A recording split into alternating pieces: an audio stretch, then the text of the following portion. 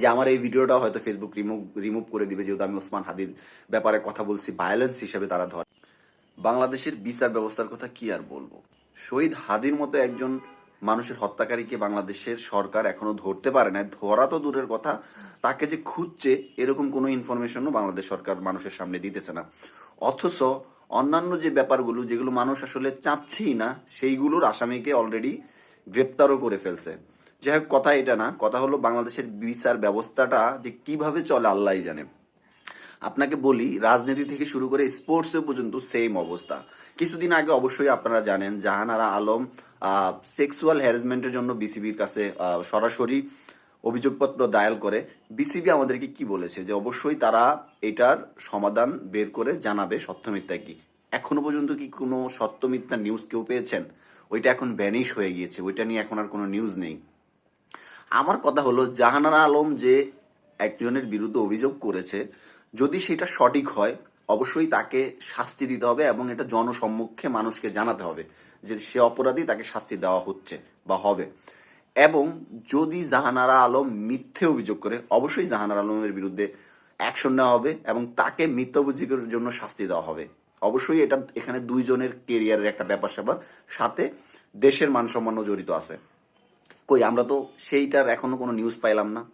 অন্যদিকে যদি আসি, এখনকার সময়ে সবচেয়ে আলোচিত যেই সংবাদ সেটা হচ্ছে যে শহীদ ওসমান হাদি। ওসমান হাদির ব্যাপারে যেখানে বাংলাদেশের সকল জনতা এক, দল মত নির্বিশেষে সবাই এক, যে আসলেই এটা একটা খুন, এটার শাস্তি হওয়া উচিত, না হয় এরকম চিত্র বাংলাদেশে আরো দেখা যাবে। কিন্তু আমরা এটার কোনো আপডেট পাচ্ছি না। এবং একটা জিনিস যদি খেয়াল করেন, ওসমান হাদির বিষয়ে যারা কথা বলছে ফেসবুক কিন্তু সেই ভিডিওগুলো রিমুভ করে দিচ্ছে।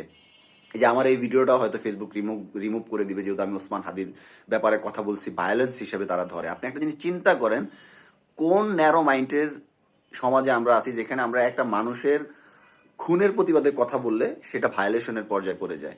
সোশ্যাল মিডিয়াগুলো আমাদেরকে কি দিচ্ছে। এই যে আমি পরশুদিন মেবি দেখলাম যে আসিফ মাহমুদের পেজ হচ্ছে আনপাবলিশ করে দিছে এই এই ভায়োলেশনের কারণে। এখন পয়েন্টে আসি, সরকার যেহেতু ওসমান হাদির খুনিকে ধরতে ব্যর্থ, আমার মনে হয় এইটা জনগণের একটা নতুন চাল চালা উচিত।